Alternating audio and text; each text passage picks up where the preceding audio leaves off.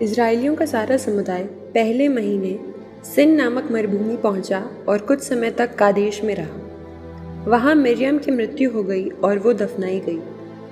लोगों को पानी नहीं मिल रहा था, इसलिए वे एकत्र होकर मूसा और हारून का विरोध करने लगे।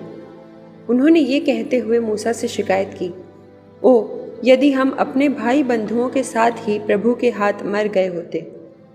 क्या आप इसलिए प्रभु का समुदाय इस मरुभूमि में ले आए कि हम और हमारे पशु यहाँ मर जाएं? आप हमें मिस्र से निकालकर इस अशुभ स्थान में क्यों ले आए, जहाँ न तो अनाज मिलता है, न अंजीर, न अंगूर और न अनार। यहाँ तो पीने का पानी तक नहीं मिलता। मूसा और हारून सभा को छोड़कर दर्शन कक्ष के द्वार पर आए। वे मुंह के बल गिर पड़े और उन्हें प्रभु की महिमा दिखाई दी। प्रभु ने मूसा से ये कहा, डंडा ले लो और अपने भाई हारून के साथ समुदाय को एकत्र करो। तुम लोगों के सामने चट्टान को ये आदेश दोगे, हमें अपना पानी दो। इस प्रकार तुम चट्टान से पानी निकालोगे और तुम लोगों और पशुओं को पीने के लिए पानी दोगे। मूसा ने तंबू से डंडा ले लिया, जैसा कि प्रभु ने उसे आदेश दिया था। मूसा और हारून ने चट्टान के सामने लोगों को एकत्र किया और उनसे कहा, विद्रोहियों सुनो, क्या हम तुम लोगों के लिए इस चट्टान से पानी निकालें? मूसा ने हाथ उठाकर 2 बार चट्टान पर डंडा मारा और चट्टान से पानी की धारा फूट निकली। इस प्रकार लोगों और पशुओं को पीने के लिए पानी मिला। इसके बाद प्रभु ने मूसा और हारून से कहा, तुमने मुझ में विश्वास नहीं किया और इजरायलियों की दृष्टि में मेरी पवित्रता को बनाए नहीं रखा, इसलिए तुम इस समुदाय को उस देश नहीं पहुंचाओगे जिसे मैं उन्हें दे दूंगा। ये मरीबा का पानी है जहां इजरायलियों ने प्रभु की शिकायत की और प्रभु ने उनके सामने अपनी पवित्रता प्रकट की।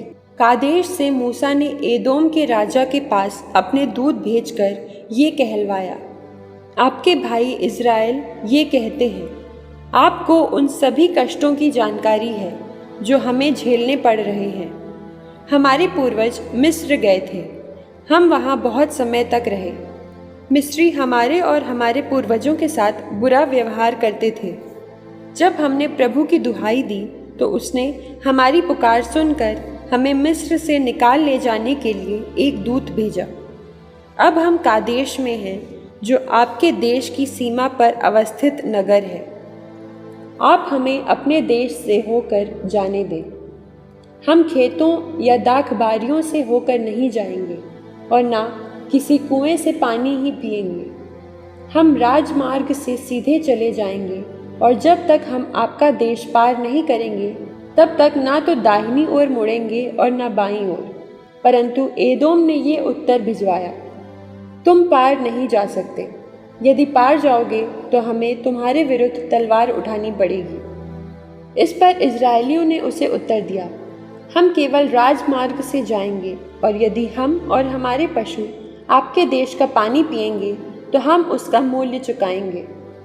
हमें पैदल ही निकल जाने दीजिए, हम इससे अधिक कुछ नहीं चाहते। परंतु एदोम ने उत्तर दिया, तुम पार नहीं कर सकते। एदोम अपने बहुत से पैदल और सशस्त्र सैनिकों को लेकर उनका सामना करने के लिए निकल आया। जब एदोम ने इजरायलियों को देश पार करने की अनुमति नहीं दी तब इजरायली दूसरी ओर मुड़ गए। कादेश से आगे बढ़कर इजरायलियों का सारा समुदाय होर पर्वत पर पहुंचा। होर पर्वत पर जो एदोम देश की सीमा पर है, प्रभु ने मूसा और हारून से कहा, अब हारून अपने पूर्वजों के पास जाएगा। वो उस देश में नहीं जा सकेगा जिसे मैं इजरायलियों को देने वाला हूँ, क्योंकि तुमने मरीबा के जलाशयों के पास मेरे आदेशों की अवहेलना की थी। हारून और उसके पुत्र एलाजार को लेकर होर पर्वत पर जाओ। वहाँ हारून अपने वस्त्र उतार दे, फिर तुम उन्हें उसके पुत्र एलाजार को पहना दो। वहाँ हारून की मृत्यु हो जाएगी और वो अपने पूर्वजों से जा मिलेगा। मूसा ने प्रभु के आदेश का पालन किया। सारे समुदाय के देखते देखते वे होर पर्वत पर चढ़ गए। वहाँ मूसा ने हारून से उसके वस्त्र उतरवाए और उन्हें उसके पुत्र एलाजार को पहना दिया। उसी पर्वत शिखर पर हारून का देहांत हो गया। तब मूसा और एलाजार पर्वत से नीचे उतरे। सारे समुदाय को पता चला कि हारून का देहांत हो गया है। इज़राइल के सारे घराने ने हारून के लिए 30 दिन तक शोक मनाया।